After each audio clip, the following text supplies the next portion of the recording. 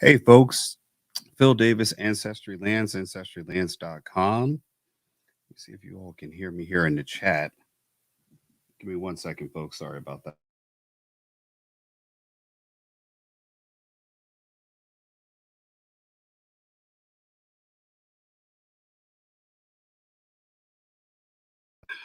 Let's unmute the mic. Little sound check here, folks. Phil Davis, Ancestry Lands, ancestrylands.com. I hope you all can hear me, folks. Let me know if you can hear me out in the chat here. Let's get things rocking here. Folks, happy Friday, folks. Happy Friday. And we are live now. You're right now live. Let's look at here.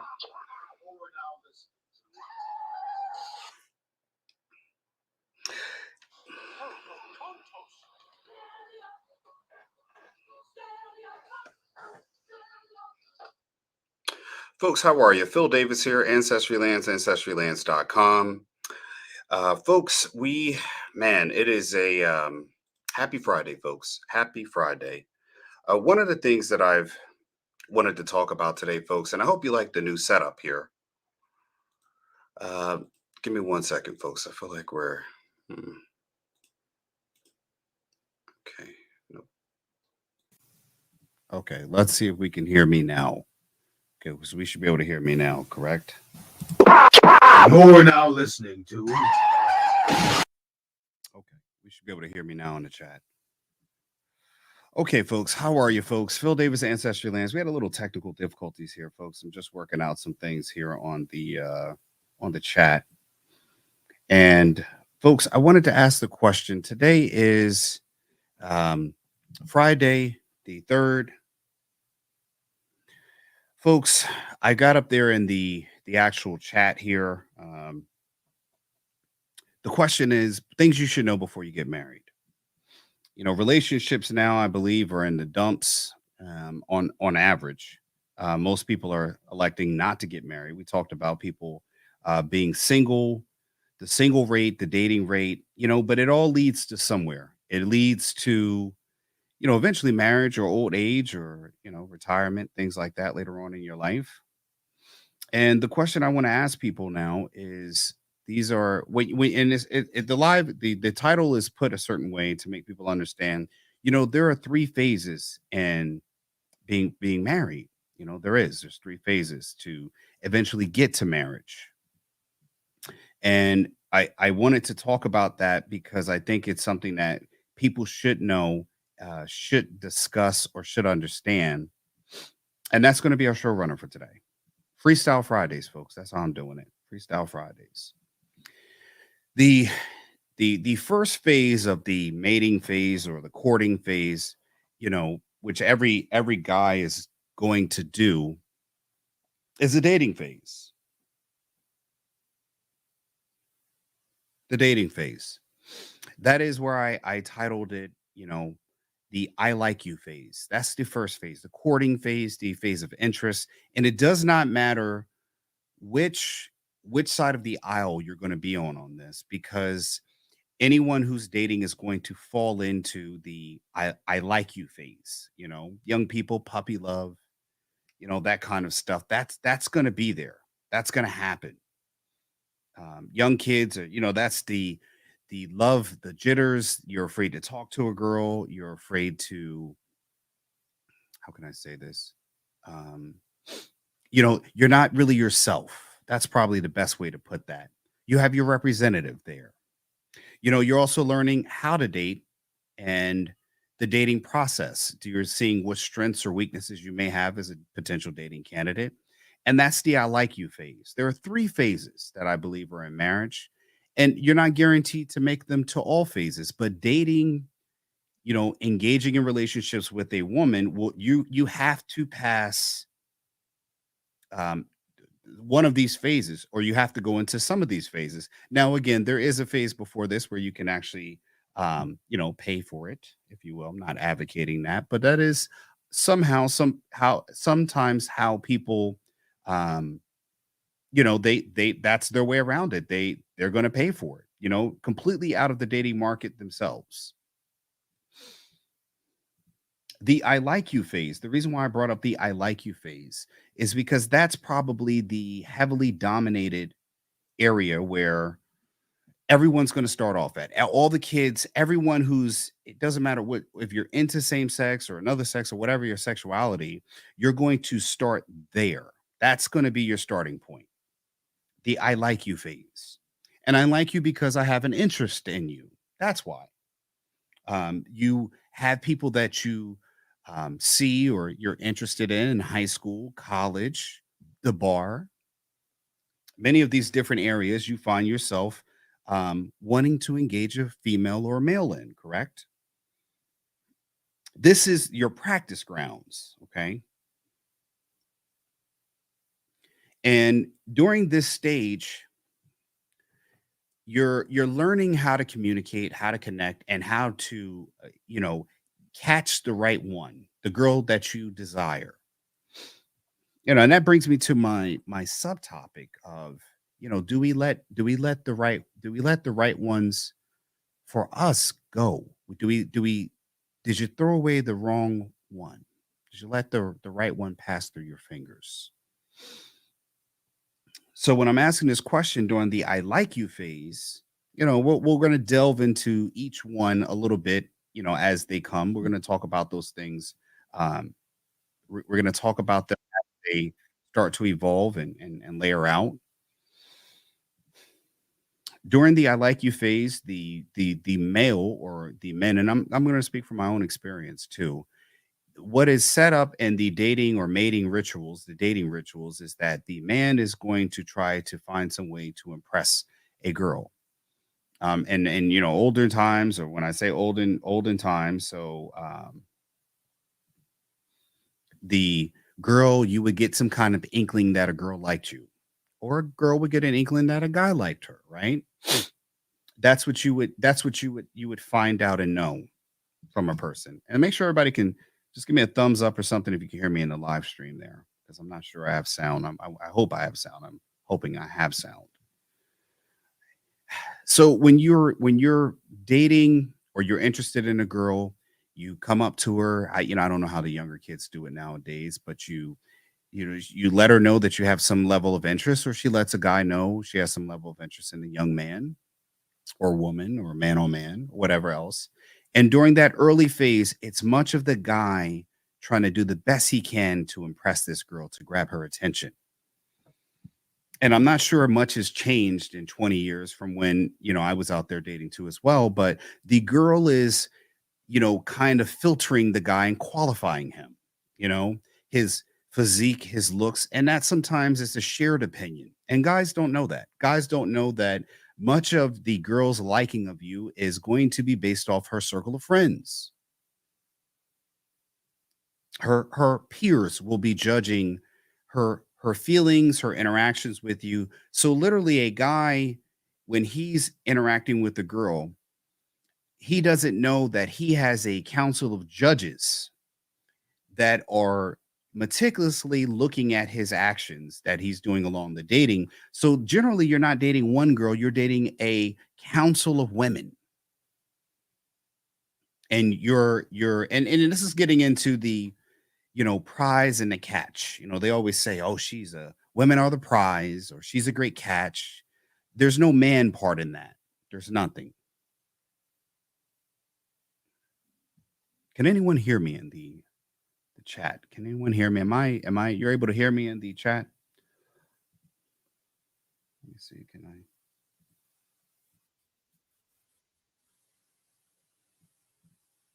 think I can hear myself? Okay, we're going to continue on. Give me 1 second here, folks.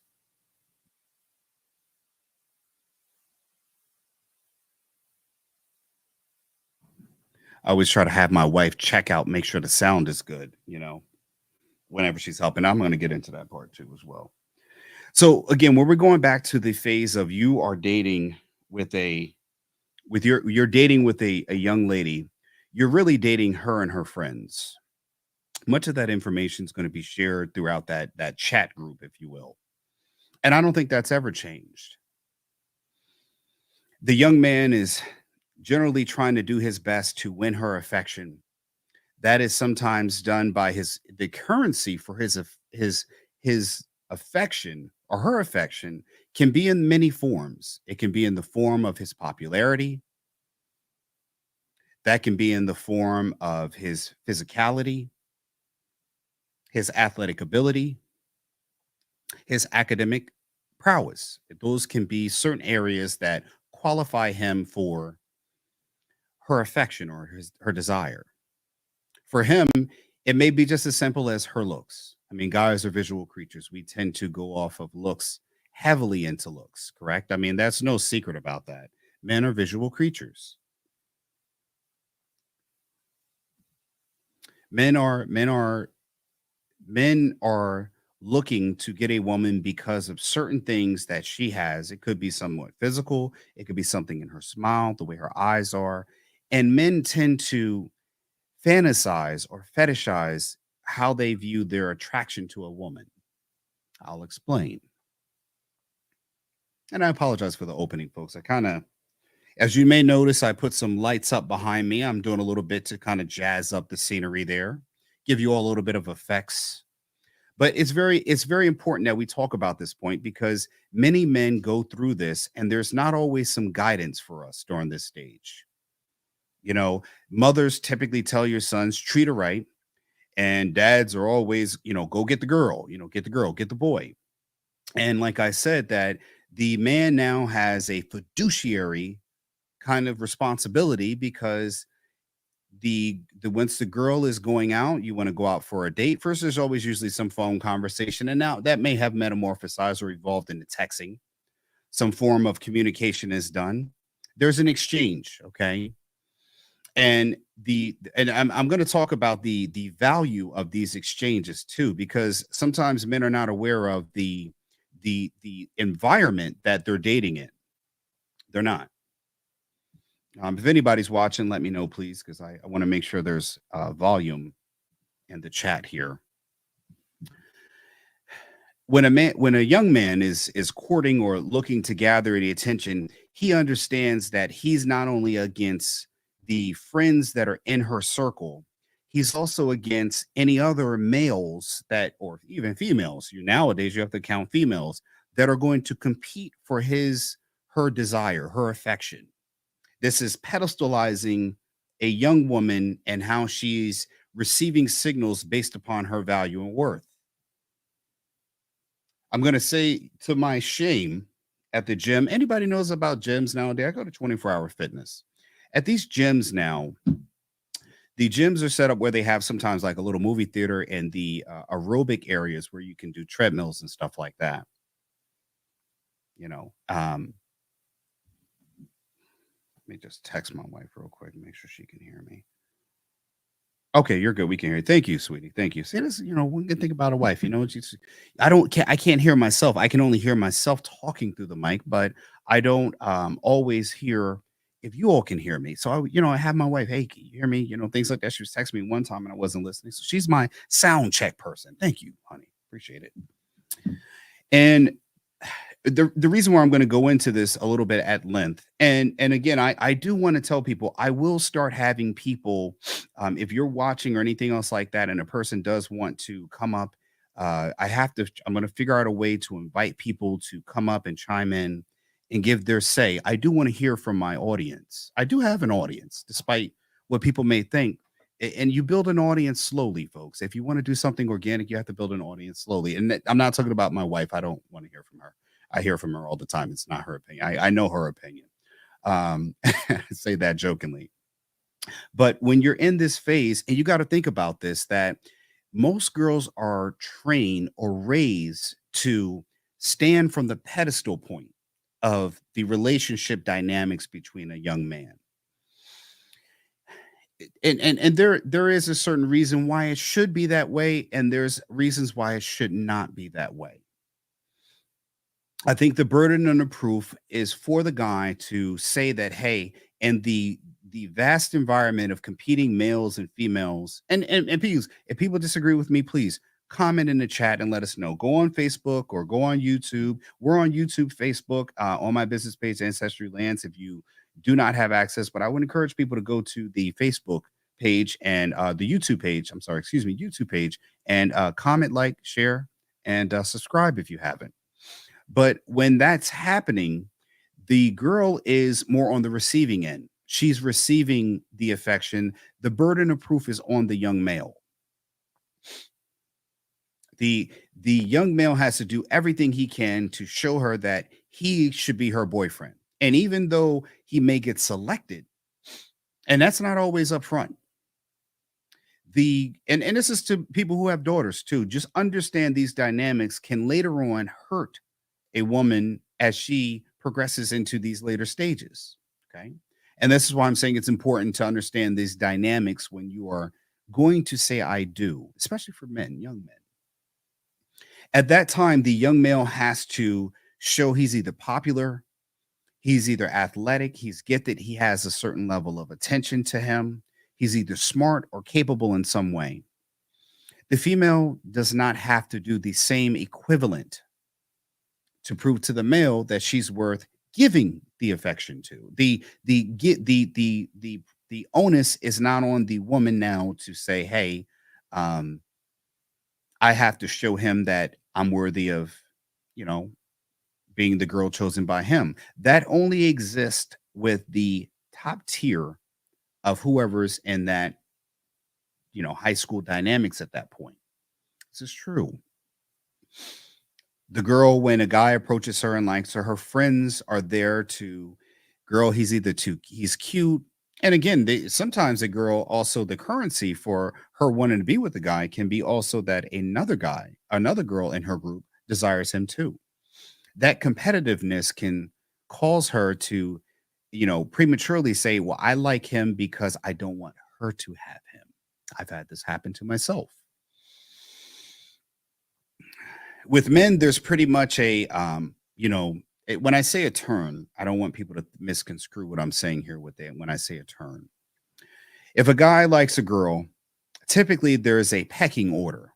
And I think this is somewhat biologically based too with relationships.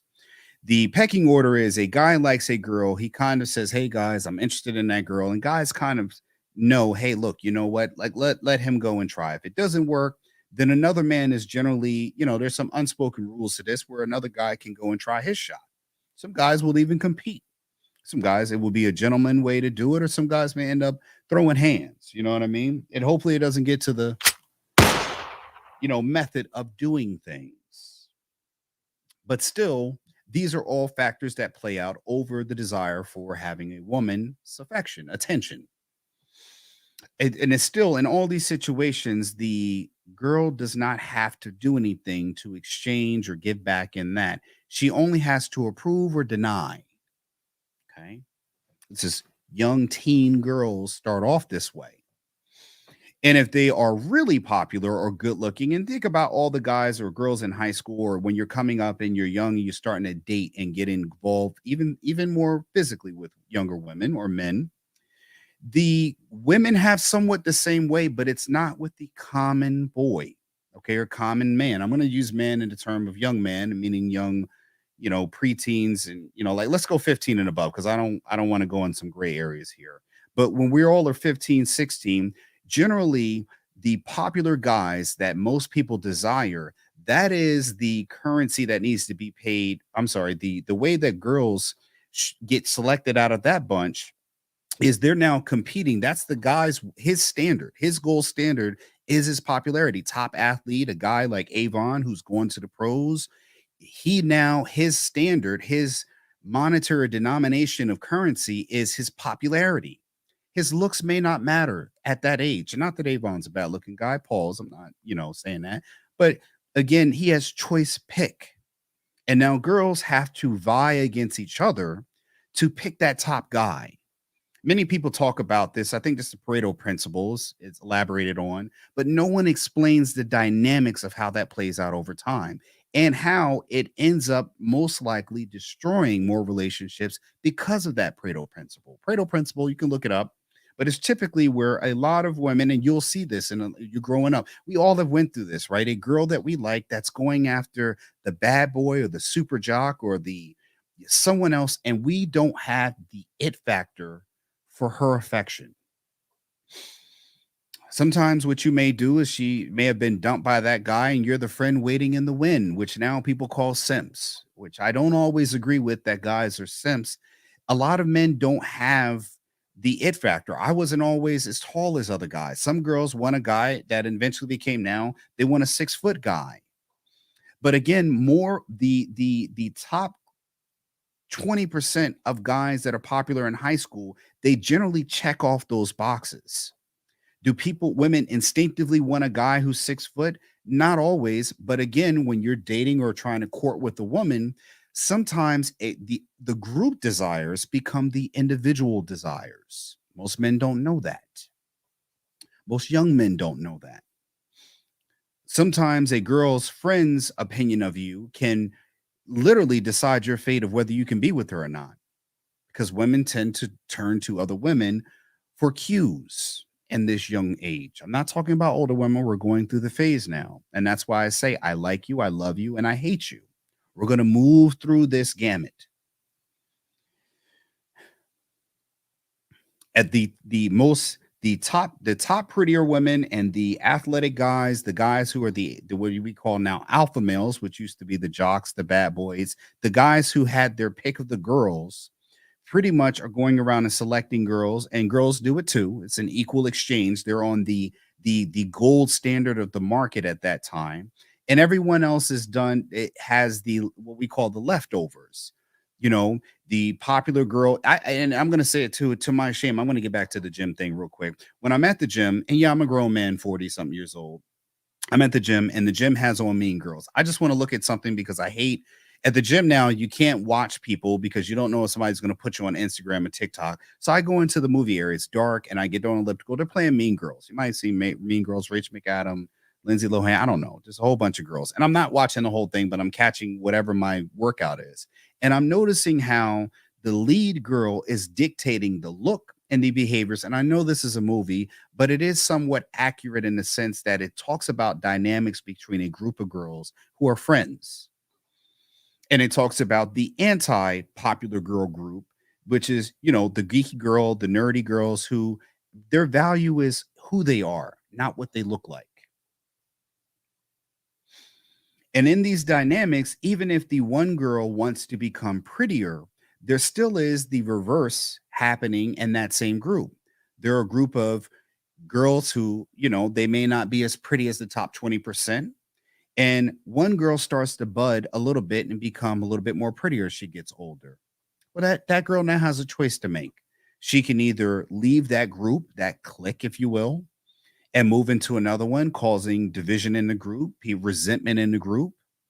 With guys, that generally doesn't happen. Guys tend to be in groups either by friendship or sports related or some general commonality. And it can cross pollinate into other groups. If you're a guy, some guys are jocks and they also do multi-tier sports. So you can be cool with guys who play basketball, football, and run track, or you can just be all cool because you're all athletes. And then there are micro divisions in those groups.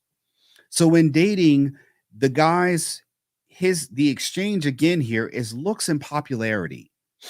You're either popular physically, you're popular height wise, you're popular, you know, and whatever the qualifiers for what a group of women are deciding is the popular factor. Because if you really ask people in the high school, environment, the popularity is kind of decided by, it's more of a group decision. It's not really an accurate depiction of the individual. It's more of this guy is the star basketball player, he's the star football player, or this guy everyone thinks is cute. And there's a group formulation of what is and what isn't. It's not really based in reality. It's based on pretty much peer-to-peer evaluation or group peer evaluation. And I'm going to move into the next phases. But again, this is a podcast. I'm going to layer it out so you can ponder and think about it. And for us older folks, we can reflect on this because we have young daughters and sons or daughters and sons coming up into what is the next technological variation of what we've gone through. And while this is going on, generally we've seen and we see now, and you'll talk about even Brittany Renner has confirmed this in later ones. And I'm not going to jump to that, but I'm going to always say that the jocks generally are not the smartest people. The girl is dating him because one, she's occupying the demand because he can no longer supply himself to multiple girls if she has him locked in. And he may be with the pretty girl because again, that adds to his high demand. There's an ego feed, a what do they call that? Oh man, science people help me out. It's like a symbiotic exchange here. Her popularity too goes up because she's with the top male or top popular person in that age group or that demographics in college or high school. I'm going to concentrate on high school and say that because college does change somewhat in dynamics. But again, the other middle group and the bottom group, they don't have access because generally more girls are waiting in the wind for that guy, or they're taking the secondary males, the secondary group that are not the prime targets. If the girls had, every girl had to pick a guy, more girls would pick one guy.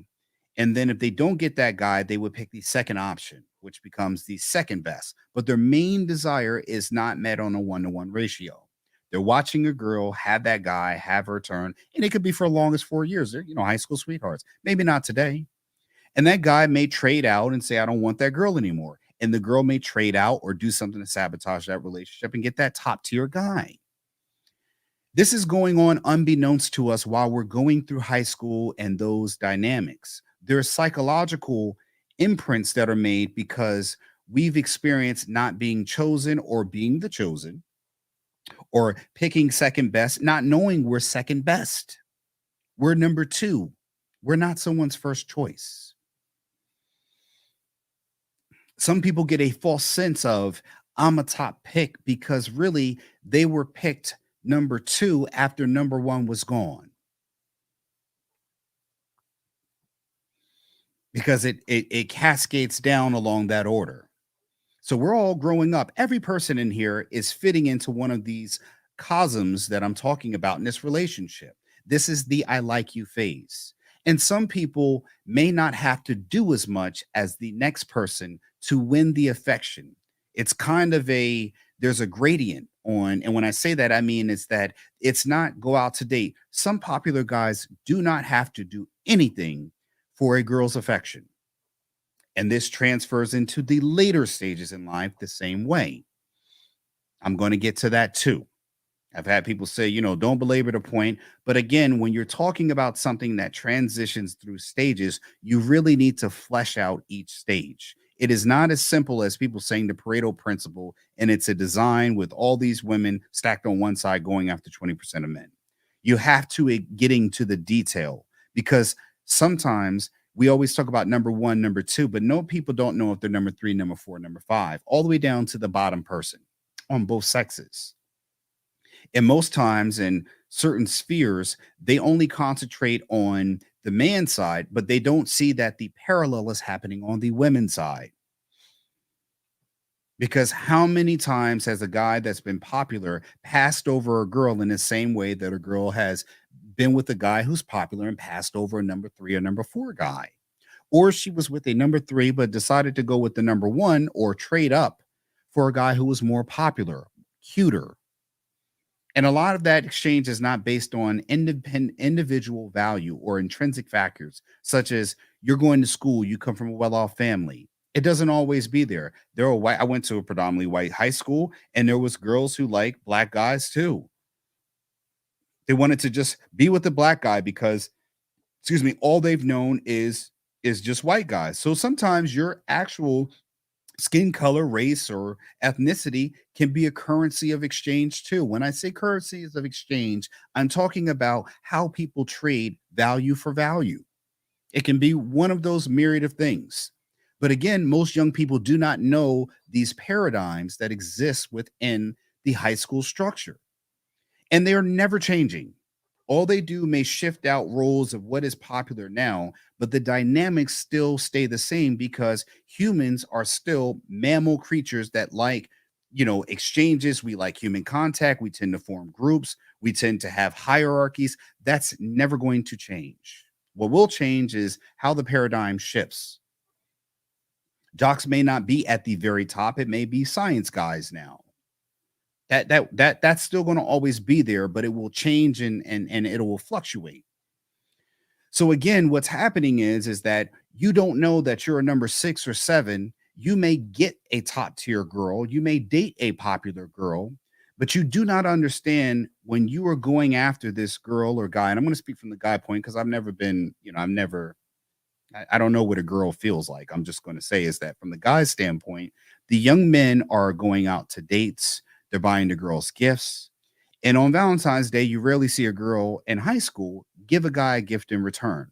There is no "You're my Valentine's." It is again, the guy has given the girl the gift. He's given her roses, flowers, gum, candy, chocolates, whatever, Snapchats, DM, OnlyFans accounts. You know what I mean? The list goes on and on. Let's get to the upper stuff. And what happens in there is no responsibility for the girl to return any kind of there's no reciprocation other than her accepting the gift and being more popular because my boyfriend got me this. You may see this later on when you're conditioned later on when someone will ask you, what did you get your spouse? What did you get your wife? What did you get your girlfriend for Valentine's Day? There really is no, what did you get your man? I don't think women, even when I've heard them and be in groups, and even I work in a hospital predominantly with women, there's always, what did he get you? Never a, what did you get him? And I will say there are women who say, you know what, I don't go by that. I will get him something. But again, this is the conditioning along the way that shows that and this conditioning, it can be detrimental because women are being trained to not value the man. And that leads down to the breakup component later on in line. That's what I said. I like you, I love you, I hate you. And the dads or the girls do have fathers at home. They somewhat too are implicit in actually making sure because the dads never teach their daughters, as well as the mothers too, that hey, what did you get him? I've in my high school time, I went on many dates for Valentine's Day, and it generally has always been taking the girl out. She sits there, she smiles, you come up with conversations, you're extremely nervous. What you want to do is don't mess it up. You have to come up with many creative ways. You might do mini golf, an arcade, you might go to a dinner and a movie, and a guy is looking to get the whole woman. He not only wants her presence, he wants her essence. And guys know what I mean when I say that. He wants her to give herself to him. It's not just what I think women don't understand is when a man is he's looking at a woman, he wants her desire. Where I think a lot of women want his attention. I could be wrong. I could be wrong. But a man is looking to say that a woman is, when I say desire and essence, I'm talking about that she's all about him. He wants a certain level of loyalty, a certain level of that.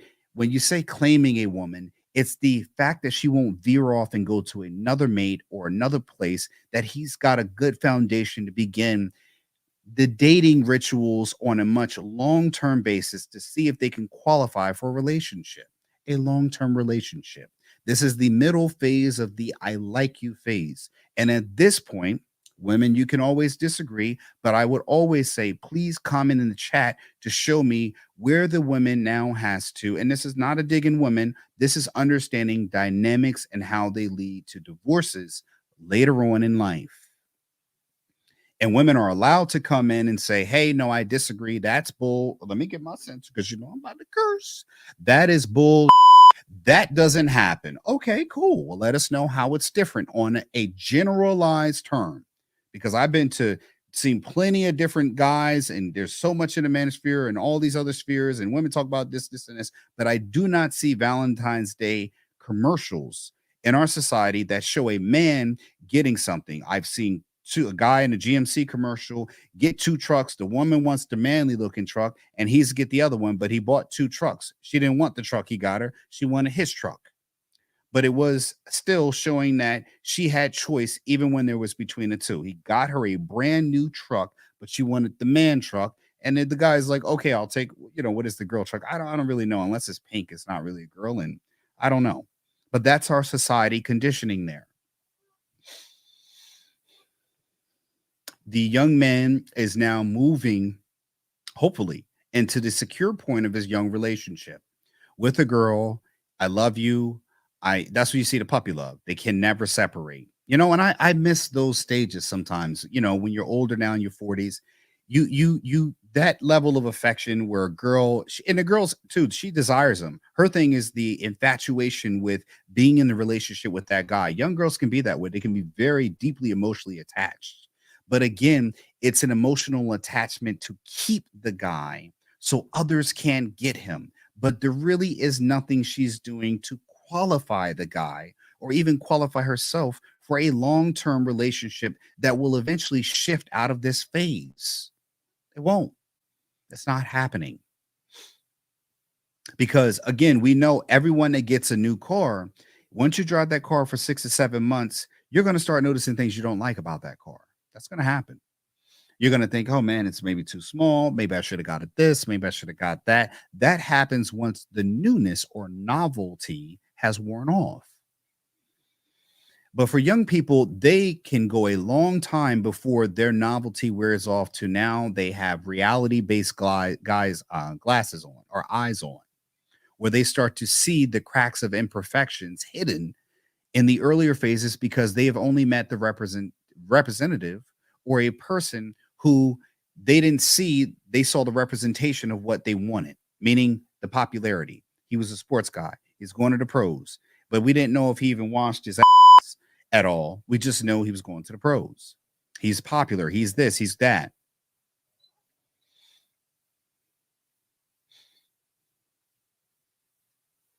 So this now they're dating. Now they're the puppy love. Now they're going through the relationship. Now they're getting into, seriousness. The I love you can come into this part here. I love you. And sometimes, adults always dismiss young love because the love is just given out, and that's to further secure the prolongment of a relationship. And again, fathers are also guilty at this point because they're failing their daughters. I'm gonna talk about how mom and dad are wrong for their encouragement of this behavior instead of dismissing it as it's not serious. It is a serious thing. It's serious to them. Young men and women have taken their lives because they have lost a person that they thought they would never get back. And frankly, that's a young person's reality. You can't sit here and just be so dismissive of young people having nervous breakdowns or crying their eyes out because they lost a boyfriend. Yes, once we get past that and we become older, we do see sometimes how silly it is. But for a young person, this is their reality.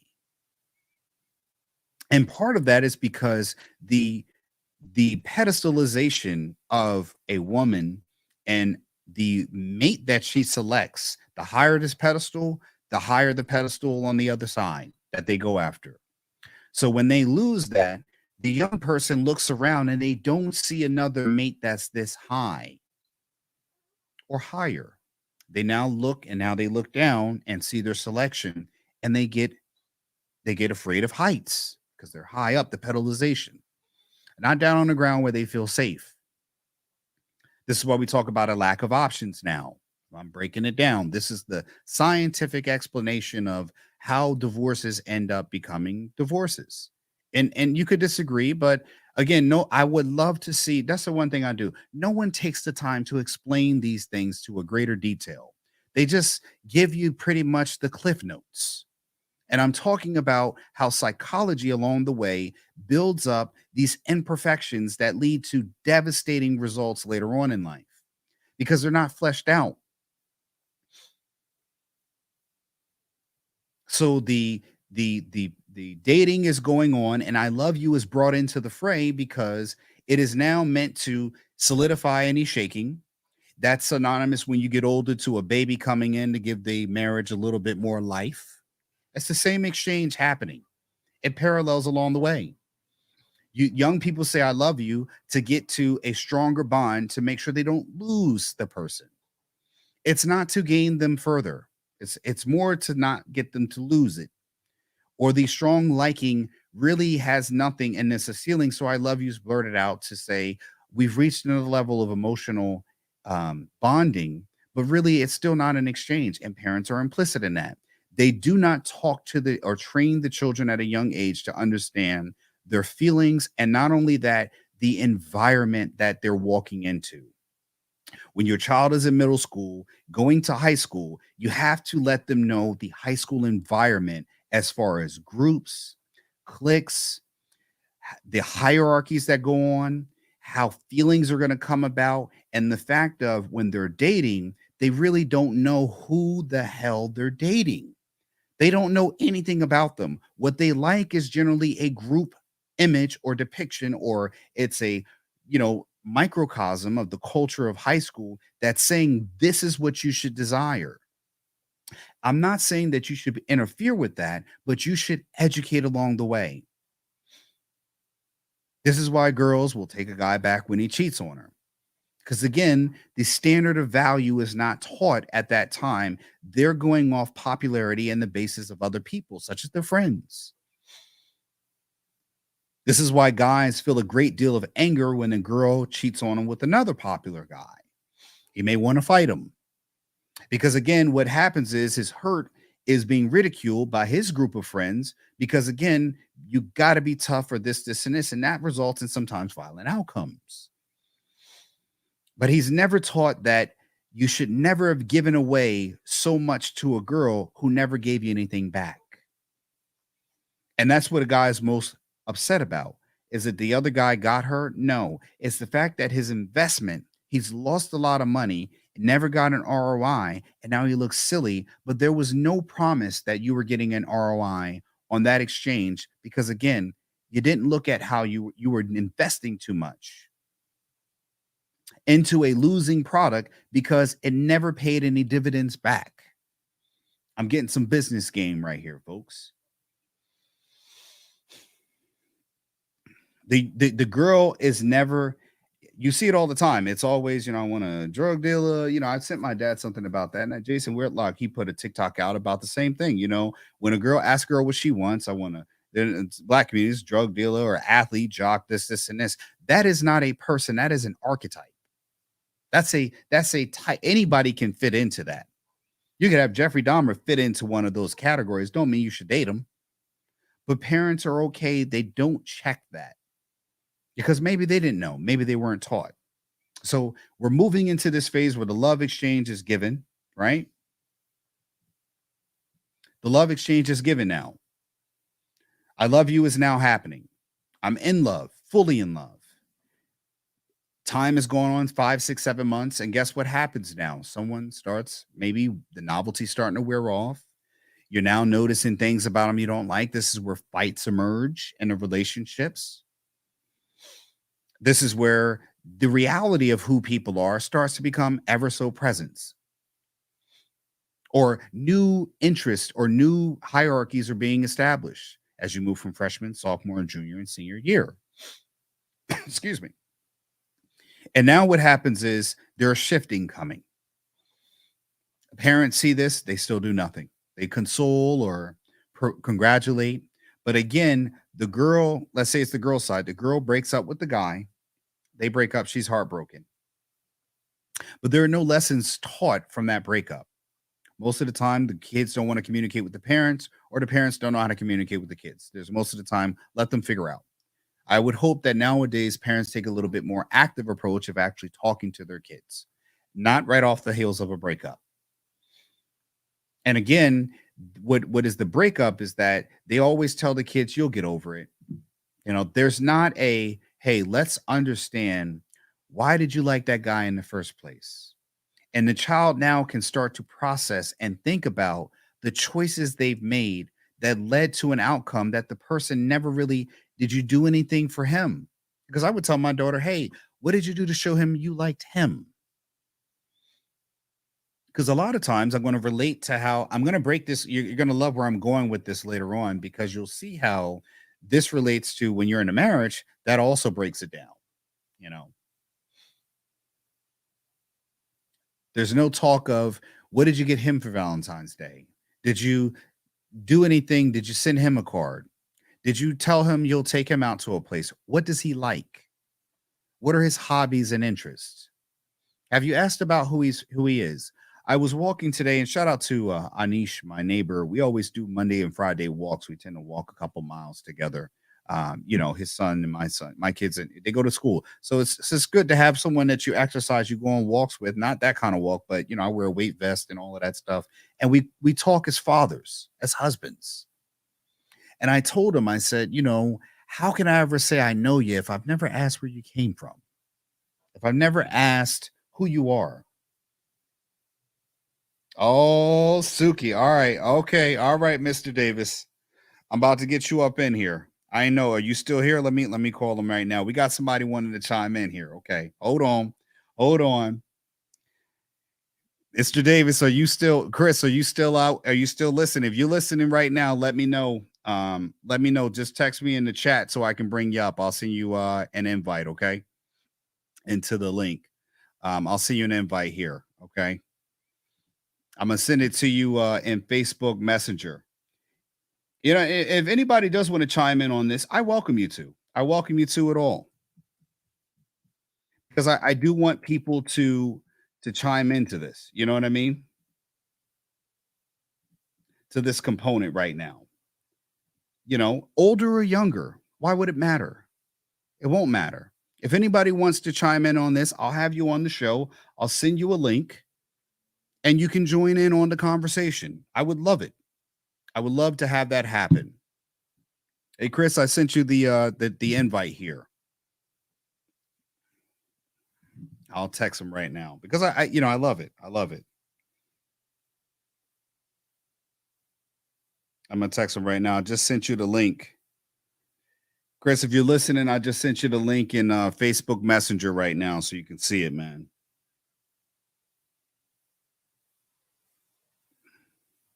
This is one of my college buddies here, folks. I'm trying to get people to chime in on subjects because I have a network of people that they're doctors, they're lawyers, they're scientists and things like that, and they have very I have a good circle of people that they know stuff. They actually are respectable people in their own micro communities and their professions and stuff like that. And they actually have good things to contribute to the show. Let me give him a call real quick and just make sure he's got it. I love this, man. This is great. This is awesome. And I'm going to start doing this stuff. Give me 1 second here, folks. Let me see if I can get him real quick. See, so this is just live. I love it. Hey, yo. Hey, I sent you the link in Facebook Messenger. Okay. Just click that link and I'll put you in the chat in a second. All right. All right, cool. All right, man. Yeah. So we gonna get into it, folks. Woo-hoo. Okay. It's not a dissenter or anything else like that. If anybody else in my family, friends watching it, mom, dad, things like that, come on, chime in, man. This is great. Let's get the conversation going. I'm gonna keep on ahead until I get them in there. In the relationship, in the relationship dynamics here, you start moving along, and your daughter or son is upset about a breakup and left. And I would say for the daughter side, when the guy cheats on her, or whatever else, or leaves her for another girl or whatever else, what did you do to show him that you liked him, that you liked parts about him? Did you like him only because he was a jock, because he fit into that one model? Did you like him because of his status, but you didn't get to know the person? Okay. And the problem is that the younger people, they keep going through life dating like this. She'll leave this one relationship and she'll go on and date another guy who still has to come back. She might like a new guy. She gets over the crying, all of that stuff, and gets past it.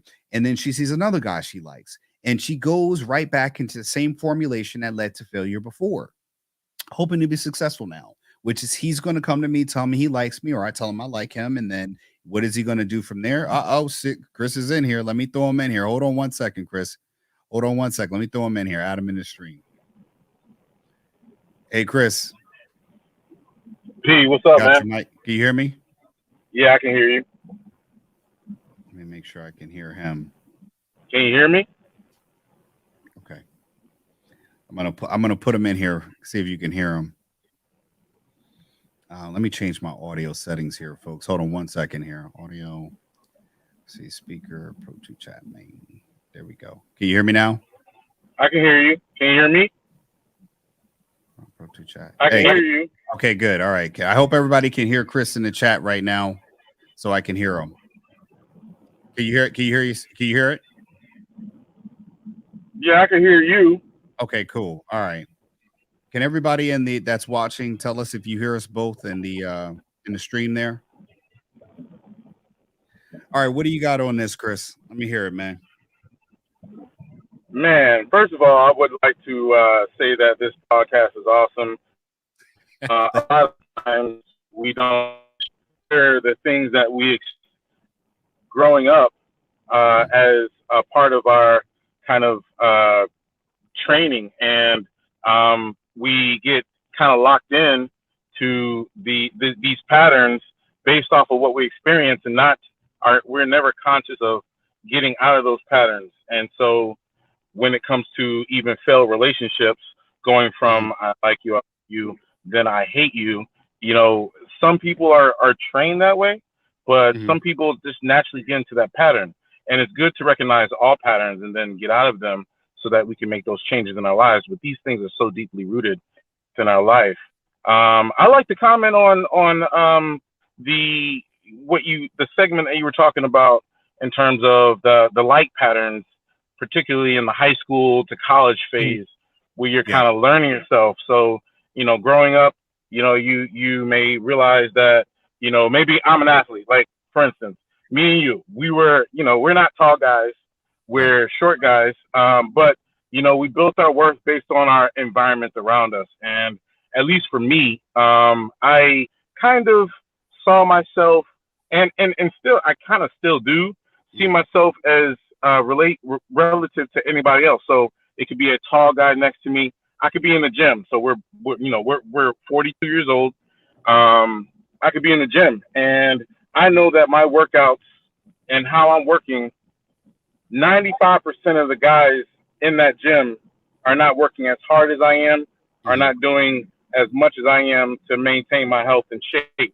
And so even though my metabolism may not be there, but my mind is there, and I build some type of, I guess not value, but I build, I compare myself to that. It's kind of natural, but I build that confidence. And so as a youngster, building your confidence typically comes from athletics, comes from the books. If you're a smart guy, you can compare yourself to other people who are somewhat smart and say, I'm a pretty smart, fairly smart guy. Or, if you're a black guy or white guy, I compare myself to, those guys as well. And, I would say, at least for me, I never fell into the standpoint where I sought out the best girl. Now I know I found girls attractive, and so step one is being attracted physically to a girl. Right. Now checking her attitude. A beautiful girl could have the worst attitude in the world. That's off-putting for me. So okay, let me ask you a question real quick though, because I think what you're doing is speaking from the man point, but go back to when you're 15, 16, 17. Right. When you're a young person, did you think that way? Because I'm talking about the dynamics into the I like you phase, not how we're dating as adults. If we're single, right. I'm saying like when you're younger, did you feel young girls were taught to, hey, make sure you get him a Valentine's Day gift. Make sure when you're coming up and talking to a girl, if she likes you, basically she just had to be with you in order to, be with you. That was it. She didn't have to do what you had to do, meaning like you had to do the work to be the athlete that was popular. Right. There's an amount of work that comes with that. You didn't have to. You had to put some work behind whatever it is that was your currency that she was looking and found value in. It wasn't if you like anime, you know, it wasn't like, oh, he likes Dragon Ball Z. That's who I've been looking for. Sign me up to a person who's Team Goku. You know what I mean? Right, right. And I'm saying You in know, that, you know, go ahead. I feel like for me, you know, and I learned this early on, you Mhm. know, the vibe got to be right. You know, I've been with some beautiful girls where the Right. vibe was all wrong. And yeah, I can say, yeah, I dated her. She was fine as heck, but Mhm. you know, that vibe was off. I mean, we just did not click. Mhm. And I didn't sit down and assess why we didn't click, but the standpoint, we just did not click. And I think that I learned that early on, and so that's why I was never. Yes, I was into physical attractiveness, but Right. I've dated nerd girls, if you will. You know, girls that you mentioned, and girls that were, you know, the smart girls or the nerd girls, Right. because I found them beautiful in some way. You know, and so I kind of stuck to that. Now, did I stay with them? No, but you know, did we break And up? why No. is that? And why is that? Yeah, that I don't know. I've not assessed why I stayed. Maybe Go I ahead. moved on. You know, you kind of meet your need, what you need right now, Mhm. but you're when you're younger, especially when you're younger, Right. your your mind frame changes so quickly, and so in high school and even in college, you know, you kind of shift towards my longest relationship was in college. You know, well, Mhm. longest till that point. I've never been with a girl for 4+ years. You know, so Mhm. you know it's high school moves a lot faster, but you're also developing and you're growing, and so you know you're also changing very quickly. Okay. Got it. All right. No, that's good, man. Do you think that sometimes, and again, I would say is that when you were going through the relationships, or maybe you even had your heart broken, did the um you know, like when your parents talked to you, you broke up with a girl, was there ever a conversation about, hey, did you ever qualify the girl for you? Did she ever do anything to, or you're dating a girl and maybe say, let's say in a situation, a girl left you for another guy. Did you ever ask, and this is high school I'm talking about, did your parents ever say, well, hey, did you make sure that she liked you? Or did she like things about you? You know what I mean? Like, do you? Yeah, I mean, yeah, because I think what happens is you just keep going through life and men never say, hey, does she really, you know, are we going out on a date because I'm trying to impress her? Or and is she doing anything to impress me? Or is she just here along for the ride? right, You know what I mean? And I think that's the problem with parents is like we're not teaching our children to say, hey, you need to make sure, or baby, you know, my daughter's like, hey, you got to make sure, what is he like? Okay, right, he's this, he's that. What is he like? Because if he finds a girl that likes that stuff about him, you're out of here, guaranteed. right. Agree or disagree? You know, I high school and college were different phases. In Right. high school, actually, my first girlfriend in high school, well, and yeah, my first girlfriend in high school, actually, I fell in love with this girl. She was, you know, Puerto Rican beauty, you know, into church. Mhm. Used to send me notes like, "I thank God that you know, you came into my life." You know, we used to go on, you know, just walks. Like it was very wholesome, amazing, Right. and she was beautiful also. Mm. And you know, then she started having some trouble with her family life, Right. and she disappeared for like 6 months, Mm. almost a year, and that really worried me. Right. So and then she came back, and like she was completely different, and so that heartbreak came from that such emotional roller coaster of a ride in Right. the relationship. And I didn't date when you know when she was gone, but when she came back, it was clear she didn't want to date me, and so you know I had to move on. But Right. you know that actually primed me, I think, for the future. So maybe I sought out more um, emotional charged relationships, which Mhm. is not always a good thing, Right. but I think that was a part of that. And you know, I think that a lot of you know as they're growing, typically get into a standpoint. Mhm. Uh, can you hear me? Okay. Yeah. I think you're switching back and forth between. Okay. But a lot of girls, they get into a standpoint of just liking a guy for a guy. You know, they don't even know anything about the guy. I mean, even in college, my college relationships, you know, I would say 95% of them were a girl just enjoying me, but not knowing me, not asking me questions like, you know, Right. what is your, what movie do you like the best? What's your Hmm. favorite color? You know, Right. things like that. You know, you can go, you know, very superficial, but you can go deep as well. Right. And I experienced relationships that didn't do that. So, you know, I think it's important to find someone and to teach children to once again to that area of their life to get to know someone and learn what they're about, and you know also learn their history, and you know obviously they'll improve as they get older, but that's important. And I would say like 95% of the girls that I've dated, especially high school and college, did not do that. Hmm. Um, what I'm saying is that how I mean, it's impossible to ask you now to look back on that and say, okay, well, how would that make you feel? But like I said, a lot of times in relationships, I see with young ladies is that if they were to take some of the, you're dating a jock, and most of the time we've seen the same old age old trope that hey, popular girl dates popular guy, and there really is not a relationship building. You running from you running from 12? What's going on, fam? There was a fire truck that just passed by me. I'm in the car. No, it's all good. It's all good. I'm like, he get running from 12 right now. All right, man. Get a hot out Memphis or something. Any which way.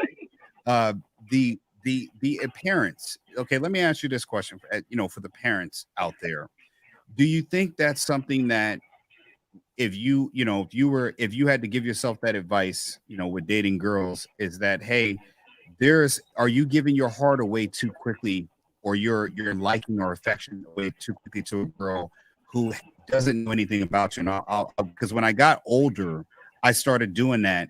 Like even when I met my wife, I was like, you know what? We're doing all of this stuff that you like to do. What do you even know what I like?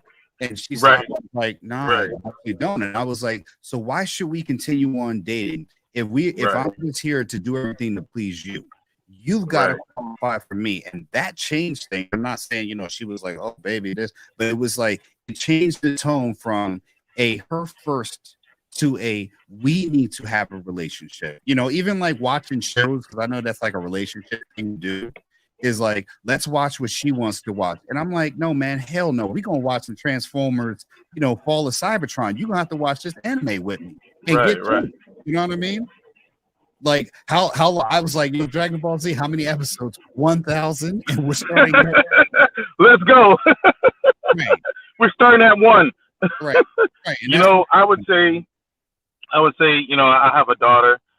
She's 15, so she's coming up on that age, right, and I need to address specifically how are you relating to that male person that you're interested in, because she's interested in males. But you know, I've always trained her, when we're talking, how was your day, and then she would answer, and I said, you know, I had a day too. You can ask me how my day was, and right, so the conversation changed from how was my day, you know, how was your day? And then she would answer, and then she would ask me, how about you, Dad? And I would right, answer. And hopefully that facilitates the idea of a conversation where you're getting to know someone and she can translate. But, you know, I maybe need to tell her specifically when you talk to a guy, it's important that you get to know them as well. right, And that means asking them about them, right, asking them about their day, right. or you know their favorite color, or you know.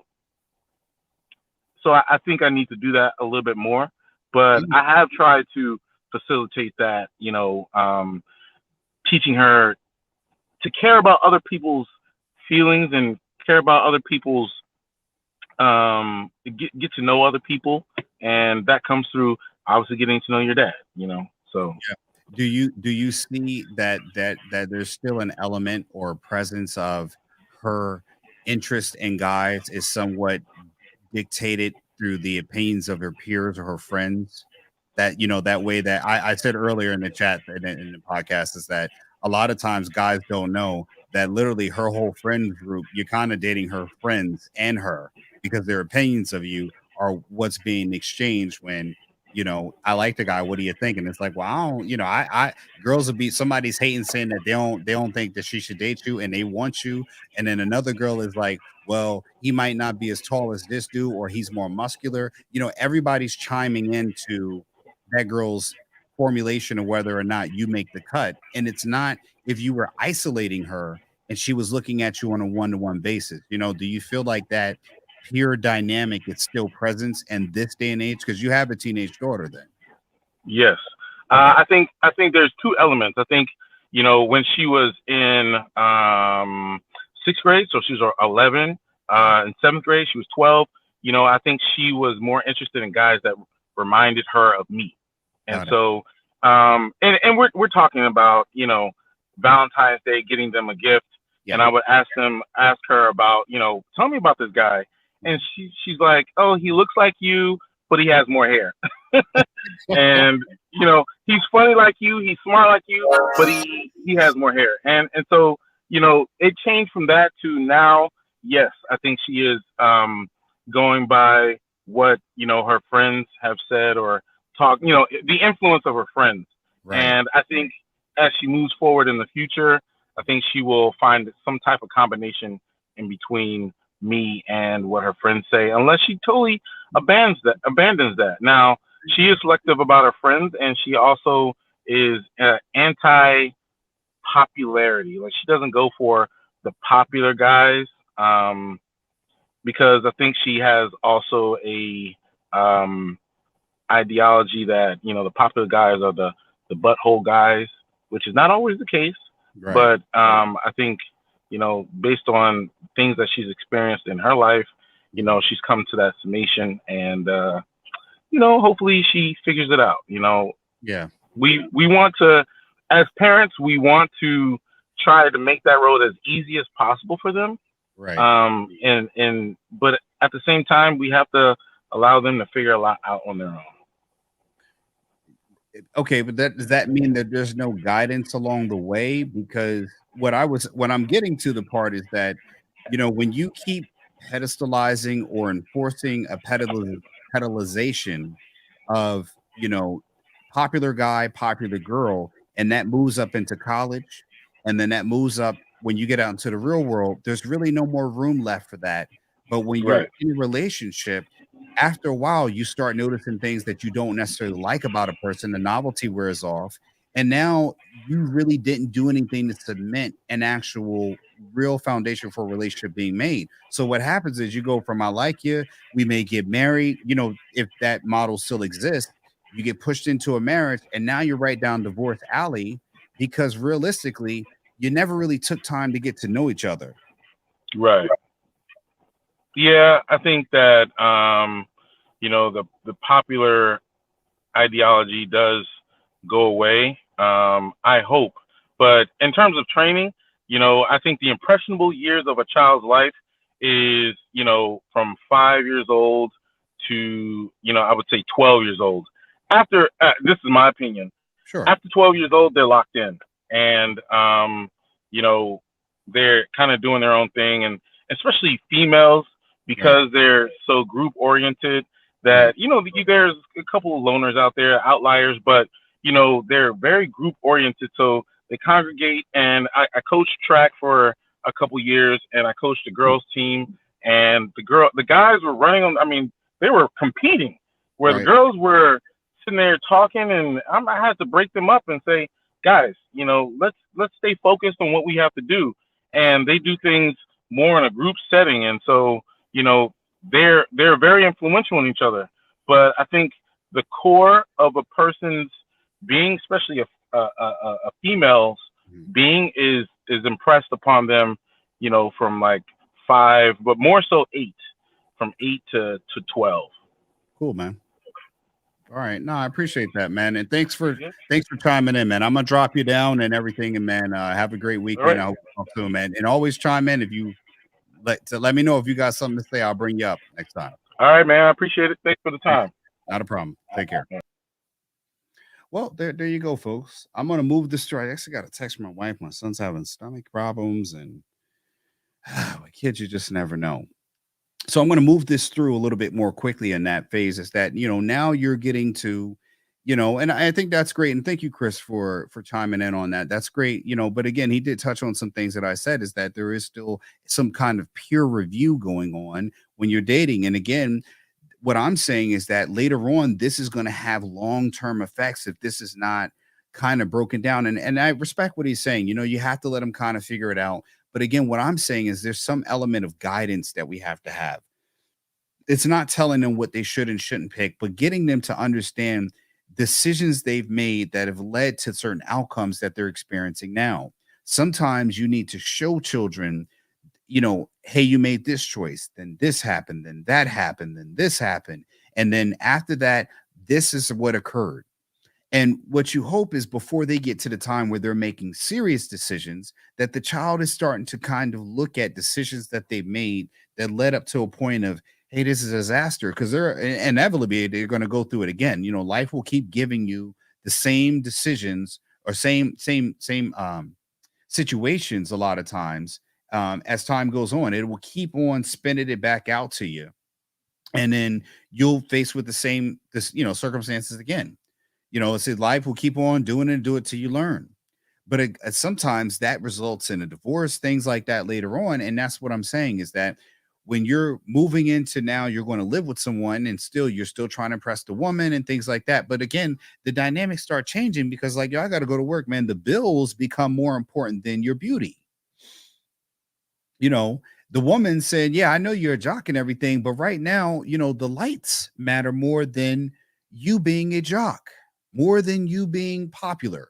Your job is not sufficient enough to support this family that we're starting to have. I'm not working right now and I'm looking at these bills being paid, but was there an error in the choice because we did not train how to look through and say, okay, well, you know what? At some point, you're not going to be as good looking as you are today as you are 5 years from now, or maybe you will be. But at the same time, you're going to be driving, you all will be used to each other. That same level of beauty, that same jockness will not matter 5 years the same way it does today. Your currency, there's a devaluation of your currency happening. And then you get into that's where you're knee deep in the middle of I love you, because you're going home from work, the person's coming back. There's not any more of the let's stick together, let's love each other, let's huggy, kissy. That's done. Now you're in the part where reality's here. The child's crying, the baby's pooping and the crying, and then you want to get in the bed and get some action going on, and she's tired from a long day. And now the fighting is going on. But again, when we were going down the road of relationship, what's happening is people are not qualifying for each other. The woman's barely interested in the guy. She's just likes the guy. And the guy's doing everything to get the girl, to keep the girl. And then after that, the guy now has the girl. And then he's like, well, what do I do all of this for? This girl ain't, she don't know how to do this. She'll know how to do that. And the girl is sitting now, and this has become even more, this is kind of going on like, 100, light speed, because now it's like what women want now is they want perversions of this model. And now the adult realm, we got, like I said, I sent a video to my father last night, and it was like, she wanted to kill a guerrilla drug dealer. That's what she wants. They got to qualify and they got to compete with that. And I'm like, why would I ever want to compete with a woman who wants that? But that woman will go on to have children, and my children will be in the dating realm of meeting a person like that, who's raised that drug killer dealer was the top guy, because that's what he brought to the table. That I don't know if he knew how to pay bills, or he talked about long-term outcomes like 401k, investment, stock, really the stuff that really matters. But that's never being discussed. I don't know. So now you're in the I love you phase. Now you're in a relationship, and the problems are coming. The hardships are coming. The stress is coming. The economy is coming. Inflation is coming. And again, when you dated a girl who liked you because of your looks, or you went to qualify for her, but she didn't qualify for you, she now was still talking at you from a pedestalization standpoint, from her high arching, the way you built her up. You built a bonfire to, this nice pedestal for her to stay on. And now that you both are in the same situation, she's still talking to you as she's that younger girl that's went through life being looking at things from a pedalization standpoint, from a pedalized view. And you're saying, well, you're not younger anymore. Your looks aren't there. Maybe you're not saying it. Maybe too chicken shit to say anything to your woman. And it's like you trying to get her to understand that, like, hey, we have to kind of move past the high school ways that you had when you were the popular girl. We have a family to raise. We've got stuff that matters now. And you're saying, hey, I'm providing, I'm giving us a home, I'm giving us a house, I'm giving this, and you're too tired to do your job, which is, what's the reciprocating that I'm getting? Because men, what they'll do is they'll get to this point and they'll start asking for reciprocating stuff. Come on, baby, you want to do something tonight? I'm tired. I don't want to do anything. I'm sleepy. I have a headache. I'm tired. The babies. Are you serious? I just had a burrito for lunch. Are you serious? I have a headache. I just did 18 loads of laundry. Are you serious? I don't want to do it anymore. You're not getting top-notch fellatio.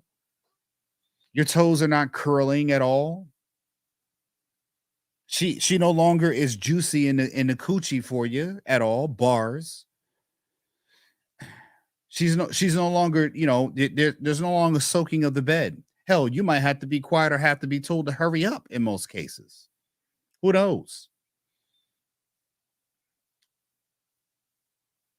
There may not be an effort put in to get you to the photo finish. There may not be. And then now you're disinfected. You're like, now you're resentful.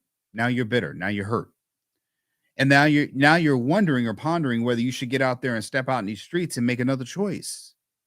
Does she qualify for you? Does she know that she had a job to do as well while being your woman?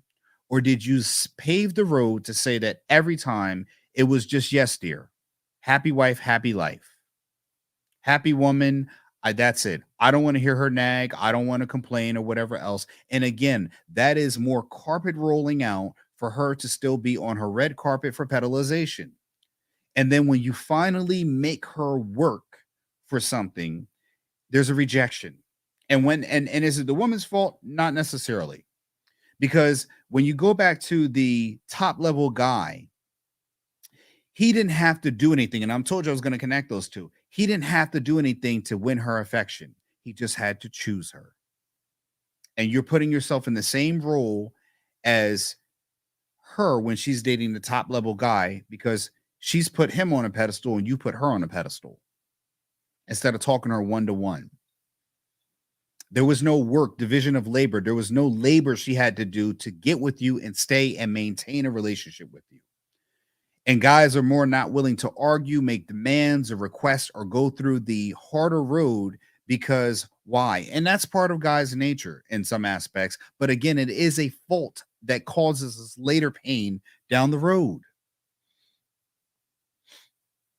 Because we don't want trouble. We just want things to go. We want to relax, go to our beers and this, but we're not changing the root cause of the behavior. Is it too late to do it once you're already married? I don't think so.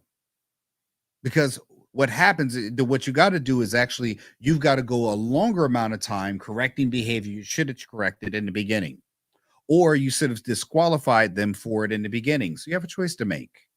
And that's where you're past the I do's. You've got children, you've got investments, you've got a house that you're now going to lose. Like someone once told me one day, once you get out of the house, there'll be another set of feet in there and in that bed that you once slept in. You're paying for a mortgage while living in an apartment and no one cares. Does that mean that this is the only way? No. But for a lot of guys, this will kind of chip away at that marble that you got to live carrying down this road of trying to make her happy. And again, most divorces, 70 to 80% of divorces are initiated by the women, not by men. But again, that's because that now the pedestal is still being pushed up higher, and now she can't see you, so she's looking for someone at her level. This is the whole level up, level up, level up. And guys are just trying to keep the ground stable where the pedestal is, trying to make sure they do for the kids and this, and this. But your relationship is crumbling. Now the divorce comes. And like I said, the guys are implicit in letting this happen. They don't say, "Hey," I remember a lot of times my wife will want to watch a show. We watch Lost, and I say, "You know what? We're gonna watch a show I want to watch. You're gonna have to sit here through this movie that I only like. That's you have to do that. We're not just gonna watch something we both want to watch. If I gotta sit here and watch whatever you want to watch in a girl movie or another Tyler Perry show, which my wife loves watching, all the variations, you got to sit here through this. And there are times where I won't watch a show until she watches mine first. Because again, you're saying, hey, there's a certain level of reciprocating respect you need to have in order for me to give you what you want. And most guys won't do it because we're too scared to and that's the thing. The part that you're scared of to press on that with a woman, that's the reason why she's getting rid of you. That's the reason why. And you think about it in the normal terms of the alpha guy, bad boy, whatever else, he's not afraid to tell her what, no, I don't like that. I'm not going to do that. And the guy who's a number 4, number 5, number 6, getting a person that is a popular girl, a higher again, that's what's failing. Is that you're willing to go along with anything and you won't stand for something. And she's not interested. Because what's the point of getting yeses all the time? And she's had other guys say no. And for girls too, that's the same thing. Well, every guy, and again, a guy the same way, he wants someone that's not just willing to go along with everything.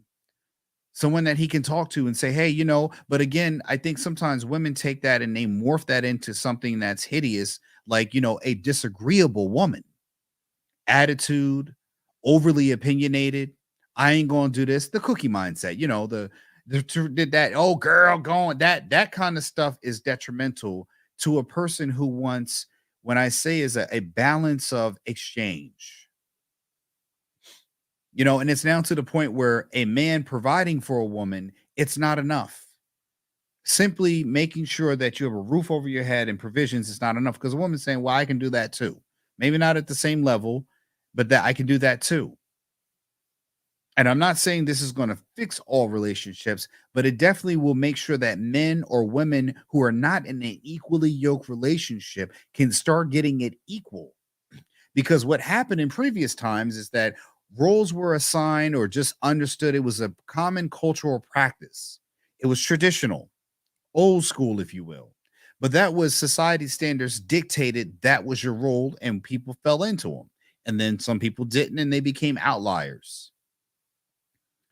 But now there's a changing of that. But again, where society and traditions may change, common practices may change, your practice, your practical way of dealing with people still needs to remain the same. Yes, women can go out and get degrees. But again, you've got to figure out how to make your schedule work with the degrees that they have. And degrees don't always mean economic outcome. They don't. Okay, so what? You have a degree. But women overwhelmingly are not going into the major fields, STEM, engineering, math, and technology. They're not. They're going into service-related industries. That's just the facts. That's the stats there. So with that comes certain things that go along with that, such as when the pandemic came along, those jobs went away and they had economic consequences for women, despite their degrees. And again, if you're dating a woman and you want, the young men out there who want the Andrew Tate type, I'm a boss alpha dude, and you want to lead in that way, when you lead in that way, and that's no shot to Andrew Tate at all. I'm just saying when they want that ideology, a woman has to be doing things that you like as well as the things that she likes. Yeah, I've watched my fair share of the Notebook ones, but I've had girls playing video games and they've just gotten their asses handed to them the whole time. But she's got to stay here and play for an hour. Yeah. That's it. That's a value exchange. Or she has to sit here and watch. Or yeah, can you order some food for me? I tell my wife all the time when she's in California, she used to go out with her friends, and I say, yeah, but you're gonna order me a pizza, something like that. I ain't gonna sit here alone or whatever else. Like, yeah, there's some exchange. I don't care if you go out. I don't mind, but like, I'm gonna get some pizza and beers. Order a pizza, please. And it wasn't to command her to do what it's due, but it's like, hey, no problem, but make sure I'm taken care of. You going out to go get something to eat, make sure I got something to eat. Just order it for me. Because I want you to make sure that you're not only are you enjoying yourself, but you're also taking care of your man. There should be some pride in that. Why is it pride only when a man takes care of his woman and his family, and that's a go ahead good man, but the woman is still there's nothing on what is it? She just has to simply exist in order to be a good woman. How? It's like mothers. Only you just got to be a mother to be a good mother. But if a dad doesn't live up to criteria or demand according to a terrorist organization, then guess what? He's a deadbeat dad. How? And again, that's because it's only Valentine's Day for the woman. It's not for the man. And the relationship, the man has to go to work or whatever else, and he comes home and he wants to empty out his testicle sack, and the woman says, I'm tired. Now, in younger years or in a younger environment or in dating in a competitive marketplace, she would never say that. But now that time and novelty worn off, she does not feel the need to please. And those are other bars for you. And the man becomes disenfranchised, frustrated, and eventually may strike out to go ahead and go do something else. Happens. And then you get the divorce. That's where we lead to. And again, the woman goes back out. And that's the problem that we're seeing nowadays with the older women, the leftover women that they talk about, the Shang Wei in China that, Kevin Samuels talked about, the older women on the dating market still thinking that they've got it despite competing with women half their age. And again, it's because they've gone through a lifetime of pedalization. I've seen men even go, I don't know how we would do it without you. And how everything would go, you would just adapt. Like, why are you pedestalizing that? And I'm not saying there's a problem with that. There's nothing wrong with a man saying his wife is worthy or, celebrating your wife or a woman. There's nothing wrong with celebrating a woman. But does a woman celebrate her man?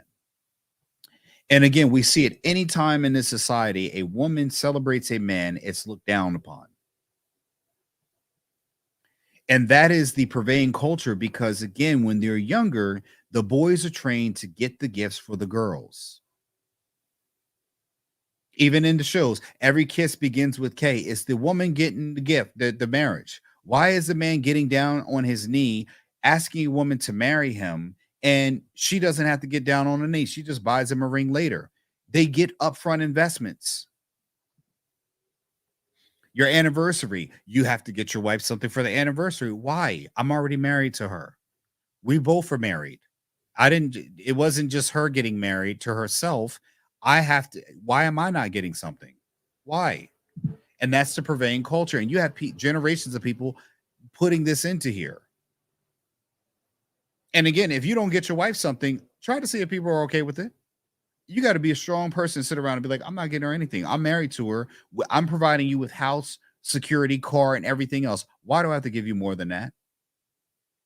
I don't get my kids for stuff for Christmas because I'm telling them your gift is a year-round gift of clothing, food. If I have to buy you shoes, I don't wait till your birthday to buy them.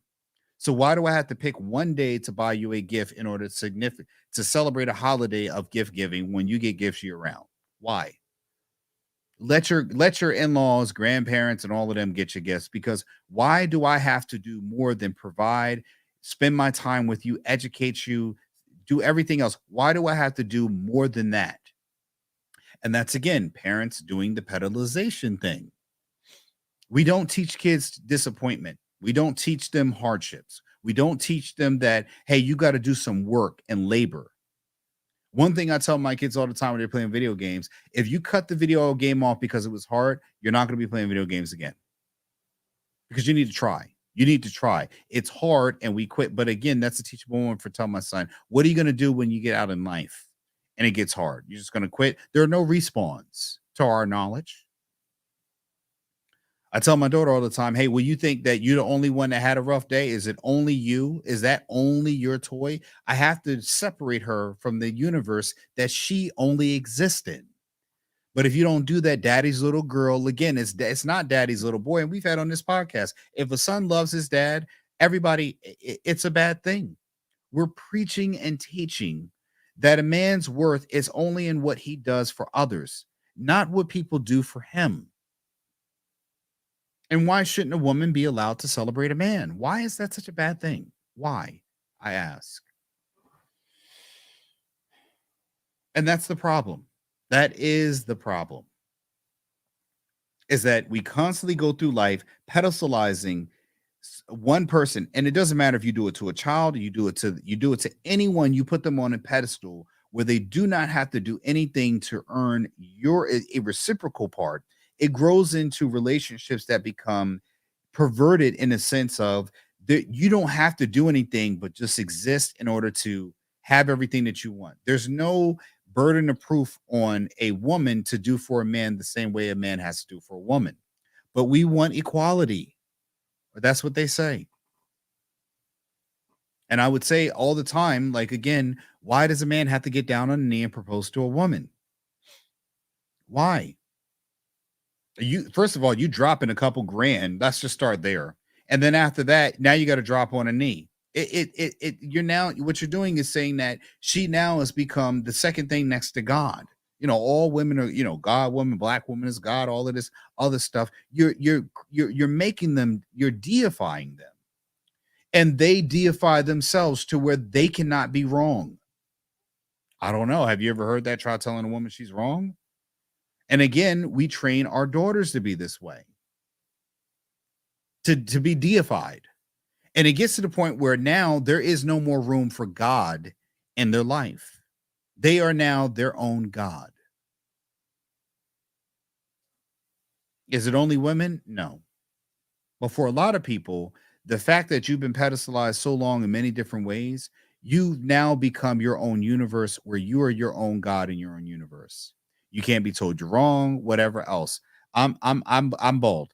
I've already been told I'm wrong. And I've told my wife all the time, I've been told I'm wrong because I wasn't tall enough. I've been told I'm wrong because I lost my hair. I've been told I'm wrong because I wasn't dark enough. I've been told I'm wrong because I'm not light enough. You remember? I'm not black. I'm not white. I'm not black enough. I'm not white enough. I've been told I'm wrong in so many ways. Where have you been told you're wrong and you've had to live with it?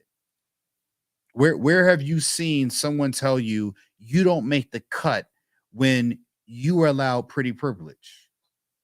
Where you are allowed to get by on your looks. You never had to work hard for anything outside of your looks. And for a lot of women, that's the case.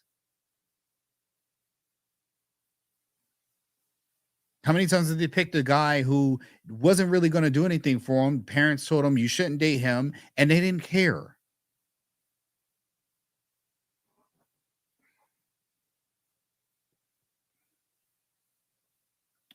That's what I see happening often. And the same thing with guys. You were trying to get the girl because you didn't want another guy to get her. You didn't say, "Hey, I'm interested in you. Let's see if we both can we can make something work." And the girl says, "Okay." And it's like, "Hey, listen, you know what? If you don't call me, I'm not going to always call you. I'm not. I'll call you from time to time and whatever else. But if you don't have an interest in me, meaning that you don't want to learn anything about me, I don't think it's going to work. If we're not doing anything that I want to do, I don't think it's going to work." And eventually, if she met enough men that said that to her, she's going to change her behavior. Which means once you get in a relationship with her, she's going to learn things about you. But our society is front loaded all the onus onto you have to do everything in one-sided ways. And that leads to a man will get married to a woman who he's not her number one. She's his number seven. And she will still be living like she's still the number one pick when she had the number one, disappointed about having a number seven, even though she's no longer a number one in her own category.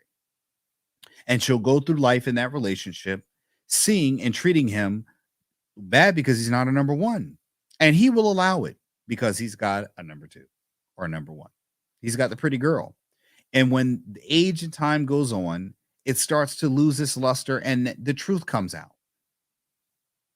But making a relationship work, relationships do work. Most people don't want to get past the initial phase where the exchange is either all one way or the value is front loaded in looks. Meaning that women stay in relationships nowadays so long as the man is doing everything to get her attention. And men are staying in relationships so long as the woman is attractive enough and there's a physicality exchange for his him trying to get the woman. Simple as that.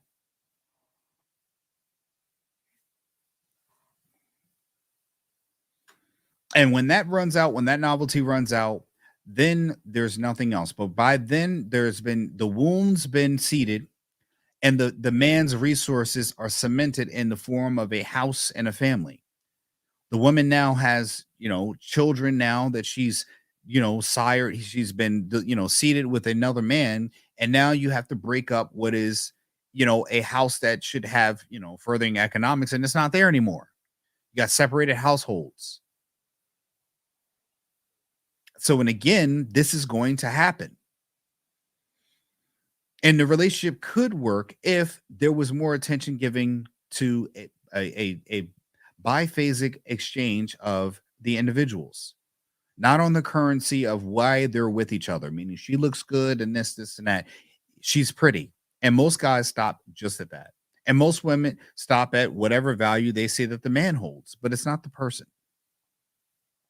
So, folks, I think that's the I like you, I love you, I hate you process in there. And sometimes people try to stick together to make it work. But again, a successful relationship works when you get back into understanding how the person operates, what they like and what they don't like. But most people won't do that. They won't spend the time to learn that. But they will go out into relationships and break up and go through further things again. This is why you would see the remarrying, people getting remarried, second, third, the divorce rate goes up higher.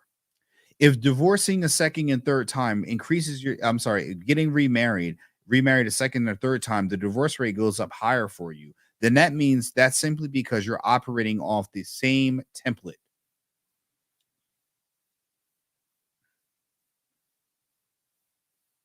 And that's that. I'm going to close it out here, folks. I hope, folks, that you have been. Let me get the music popping up in here.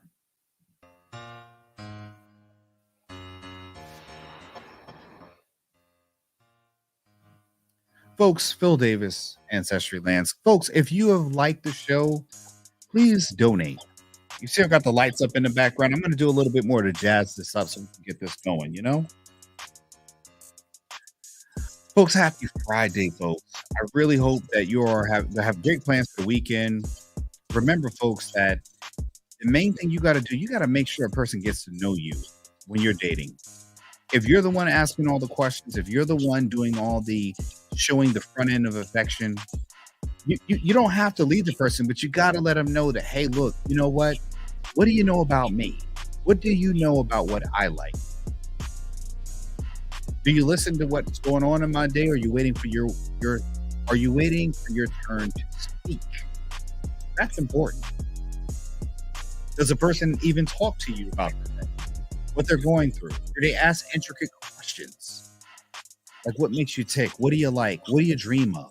Those are young question answers. Even now, it's like, hey, in a marriage at this point, you should, and where I'm 40, like you're 10 years in, you should be talking about, hey, what do you want retirement to look like? And that's the thing. We're going through the motions. And we find out one day we're just not happy because we no longer connect. But we're not building plans of engaging each other to forward our journey together.